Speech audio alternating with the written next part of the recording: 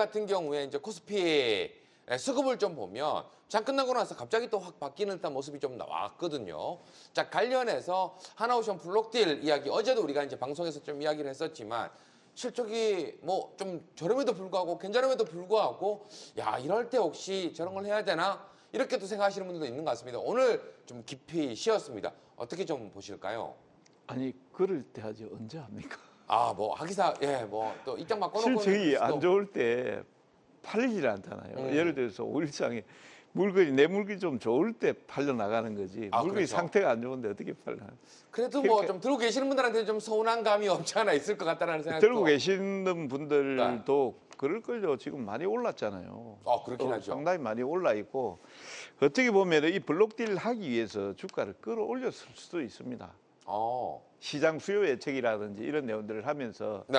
적정 주가를 산업은행 같은 경우에도 손해볼 이유가 없잖아요. 이제 우리가 투자한 자금들인데 주가를 최대한 끌어올려 놓고 거기에 대부분 그러잖아요. 물량 팔 때 끌어올려 놓고 요 정도 깎아줄게. 한 8%, 7% 정도 깎아줄 테니까 싸지. 접수해봐 이렇게 하거든요.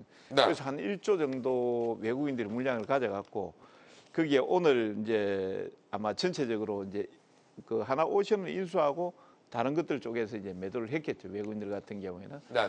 예, 그래서 아마 하나오션 같은 경우에는 그렇습니다. 지금 이제 업황이라든지 이런 내용들이 좋기 때문에 추가적으로 뭐 급락이 나오거나 그러지는 않겠지만 보유하신 분들 같은 경우는 명확한 기준을 가지고 가셔야 된다. 저기에서 뭐 예를 들어서 기준점 제가 하나오션을 보니까 한 7만 3천 원짜리 정도 돼 보이던데요. 그 라인을 이탈하게 된다라고 하면 어떤 문제가 있냐면은 지금 블록딜 그 산업은행이 가지고 있는 지분이 18% 정도 되는데요. 이번에 4% 정도 팔아서 1조 원 정도 현금화를 했거든요. 엑시트를 했거든요. 그러면은 12% 정도 남아 있단 말입니다. 네. 그 12%를 안 팔겠습니까? 나중에 다 판다고 봐야 되거든요. 그러면 계속해서 오버행 이슈라든지 이런 내용들이 나올 가능성이 있기 때문에 그렇죠. 투자 심리가 나빠질 수가 있습니다.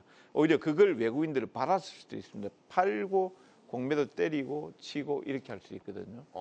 네, 그래서 제가 받을 때는 지금은 뭐 제가 뭐라 말하기는 좀 그렇습니다만 본인의 기준을 명확하게 세워가시고 그걸 이탈했다 그러면은 아무리 좋은 얘기가 나오더라도 쉽게 달라붙이는 맛이라. 자, 지금 뭐 방금 얘기해 주신 것처럼 이제 오버행 이슈 관련해서 이야기를 좀 해 주셨고 확고한 자기만의 생각, 기준을 좀 잡아야 된다라고 이야기하셨는데 하나오션뿐만 아니라 뭐 최근에 시작이 잘 나왔던 하나그룹 전반적으로 오늘 좀 쉬어가는 모습들이 보여줬거든요. 정지현 파트너.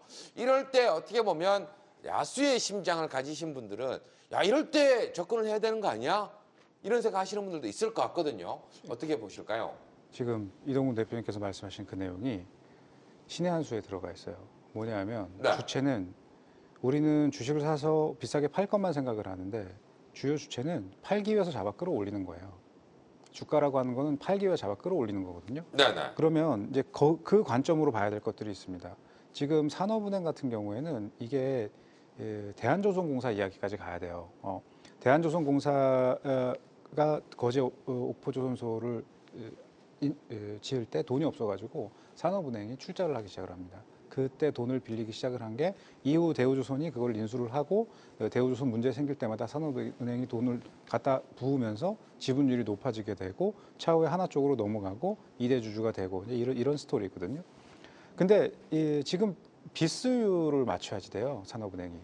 빚수율을 맞추려고 하면은 갖고 있는 이 기업의 보유 비중을 15% 밑으로 낮춰야 되거든요.